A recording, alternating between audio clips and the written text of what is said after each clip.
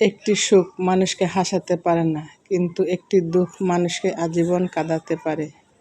পরিস্থিতির সামনে কখনই হার মেনে নিও না।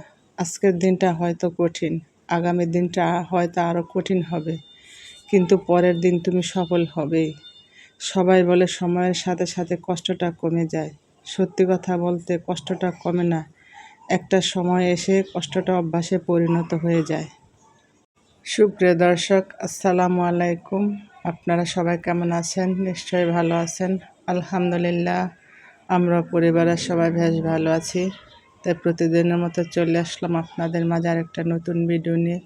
কেমন আছেন আমার সমস্ত আপুরা? নিশ্চয়ই ভালো আছেন, যে যেখানে আছেন সুস্থ আছেন, নিরাপদে আছেন। আমরা পরিবারের সবাই বেশ ভালো আছি। আজকে কী কাজ করলাম তা ভিডিওর মাঝে তুলে ধরলাম। ভিডিওটি স্কিপ না করে সবাই দেখতে থাকুন।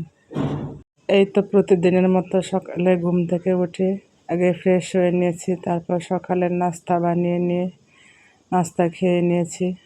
আর আমার বড় ছেলের মাদ্রাসা ছুটি হয়েছে, তাই মাদ্রাসা থেকে বাসায় নিয়ে এসেছি।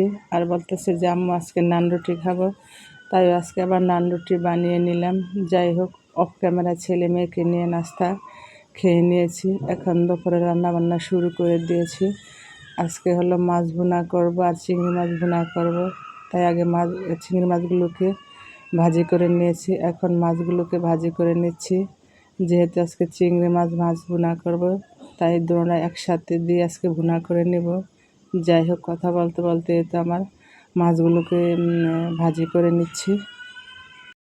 আজকে হলো দুই তরকারি ভুনা করব, কারণ আমার ছেলে সবজি বেশি একটা পছন্দ করে না, ভুনা রান্না করলে খায়। এই জন্যই মাছ আর চিংড়ি মাছ দুটো একসাথে ভুনা করে নেব। যাই হোক, এই তো আমার মাছ ভাজি হয়ে গেছে। এখন পেঁয়াজ কুচি দিয়ে এটাকে কতক্ষণ তেলের মধ্যে নেড়ে চেড়ে লাল করে ভাজি করে নেব। পাশের চুলায় আবার এই যে মুরগির ঘুইলা কলিজা আলু দিয়ে রান্না করে নেব। শুধু তার ভুনা তরকারি দিয়ে খাবে না।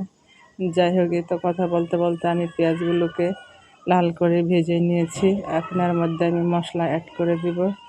যাই হোক, কথা বলতে বলতে আমার আপুদের কাছে একটা রিকোয়েস্ট করে নিচ্ছি, যারা আমার ভিডিওটি দেখছেন প্লিজ আমার ভিডিওতে একটা লাইক দিয়ে ভিডিওটি কন্টিনিউ করুন, কারণ আপনাদের একটা লাইক আমাকে অনেক দূর এগিয়ে নিয়ে যেতে পারে এবং কাজ করার উৎসাহ যোগায়।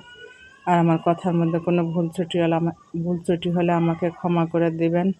আর আমার ভিডিওর কোনো অংশ যদি ভালো লেগে থাকে প্লিজ আমার চ্যানেলটি সাবস্ক্রাইব করে আমার পাশে থাকবেন। সাথে থাকা বেল বাটনটি ক্লিক করে অল অপশনটি সিলেক্ট করে রাখবেন। যখন কোনো নতুন ভিডিও আপলোড করব সাথে সাথে নোটিফিকেশন পেয়ে যাবেন, তখন সময় সুযোগ করে আমার ভিডিওটি দেখে নিতে পারবেন।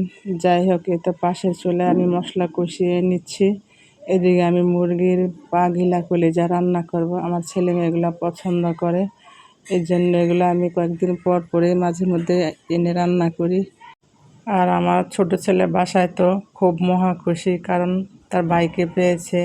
আর বাইকে পেলে অনেক খুশি হয়, অনেক দুষ্টামি করতে পারে। বাসায় যে কী পরিমাণ দুষ্টামি করে আমার ছোট ছেলে, কি বলবো, অনেক দুষ্টামি করে। কাজ করব কি, ওদের দুষ্টামি আমি পেরেশানি হয়ে যায়। আমার 1 ঘন্টার কাজ অনেক সময় লাগে ওদের দুষ্টামি পেরেশানি। যাই হোক, বাচ্চা কাচ্চা থাকলে এরকমই করে, কি করব। তাই বাচ্চা কাচ্চা সামলিয়ে সংসারে কাজকর্মগুলো গুছিয়ে করে রাখার চেষ্টা করি। আর আমার ছোট ছেলে তো মাশাআল্লাহ খুব সব দিকে খেয়াল রাখে। ওর বাইকে কী দেই না দেই এদিকে খেয়াল রাখে, আবার নিজেও দুষ্টামি করে। আবার আজকে আমার বড় ছেলে বাহিরে গিয়েছে, আমি বলতেছি আব্বু সাবধানে যে, তখন আমার ছোট ছেলে বলতেছে আম্মু তুমি আমাকে আব্বু বলো না কেন, ভাইকে আব্বু বলো। তখন আমার ছেলে কথা শুনে তা আমি অবাক। যাই হোক, বাচ্চা কাচ্চা এরকমই, বাচ্চা কাচ্চারা সামনে যেটা দেখে ওইটাই শিখে। বাচ্চারা হলো কাদামাটি, তাই তাই বাচ্চাদের সামনে আমাদের উচিত সুন্দর করে কথাবার্তা বলা, ভালো করে চলাফেরা করা, কারণ বাচ্চারা এগুলো ফলো করে। আর আমি ভয়েস দেওয়ার সময় আমার আশপাশ থেকে অনেক আওয়াজ আসে, প্লিজ সবাই ক্ষমার সুন্দর দৃষ্টিতে দেখবেন। যাই হোক, এদিকে আমার তো ভুনা তরকারি হয়ে গিয়েছে, আর এ পাশে আমি মুরগার ঘিলা কলিজা কষিয়ে নিচ্ছি। আর আজকে তো আমার ছেলেরা এই তরকারি পেয়ে ভুনা তরকারি খেতে চায় না। আর মাঝে মধ্যে আমার ছোট ছেলে আমার সাথে যখন শুয়ে শুয়ে মোবাইল দেখে, কোনো খাবারের ভিডিও দেখে, তখন বলে আম্মু আমাকে এই খাবারটা এনে দিতে হবে, এই গোস্তটা রান্না করে দিতে হবে, এভাবে এটা এনে দিতে হবে, এরকম করে। আর আমার সাথে যখন বাইরে যাবে তখনও বলে আম্মু এইটা দাও ওইটা দাও। যখন কিনে না দিব তখন বাসায় এসে তো খুব রাগ করে যে তোমার সাথে আমি যাব না, তুমি আমাকে বাইরে থেকে এটা কিনে দাও না। যাই হোক, বাচ্চারা আস্তে আস্তে বড় হয়, তাদের মত মর্জির পরিবর্তন হয়। যাই হোক, এই তো কথা বলতে বলতে আমি দুপুরে রান্না বান্না করে সেরে নিয়েছি।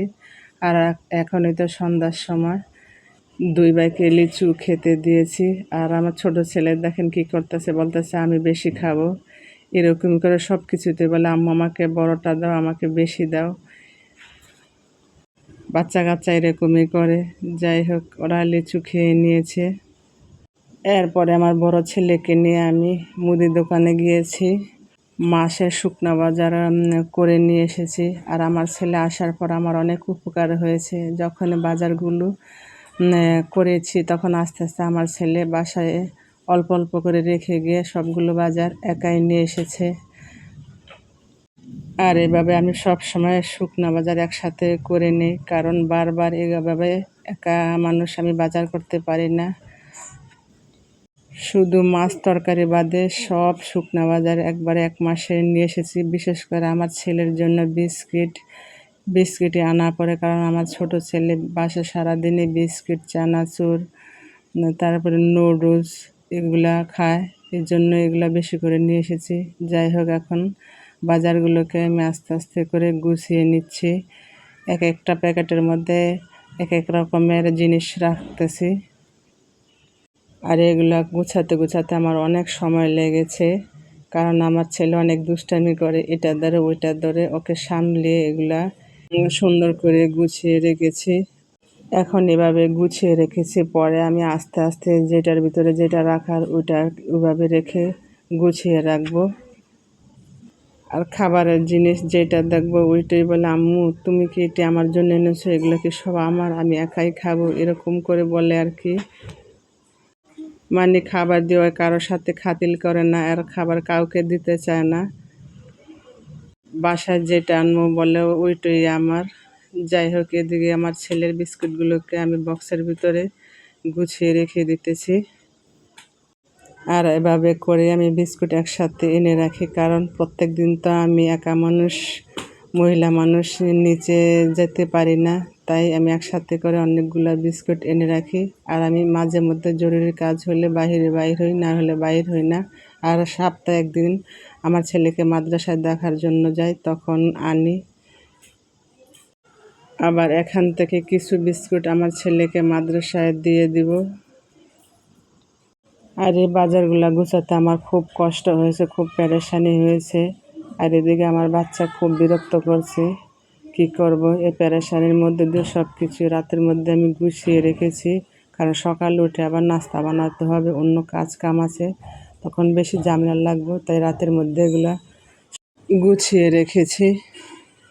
আর একটা সংসার সামাল দিতে মেয়েদের যে কত কষ্ট করতে হয় তা মেয়েরাই জানে। আবার আমার একা হাতের সংসার, ঘরে আমাকে একা সামাল দিতে হয়, বাইরেও গিয়ে ছেলেকে মাদ্রাসায় দেখতে হয়, নিজ হাতে বাজার করতে হয়। যাই হোক, এদিকে বাদ বাকি বাজারগুলো আমি বলের মধ্যে করে রেখে দিচ্ছি, কারণ এগুলা পরের দিন সকালে আবার এগুলো গুছিয়ে রেখে দেব। এখন আর ভালো লাগতেছে না, নামাজ পড়তে হবে।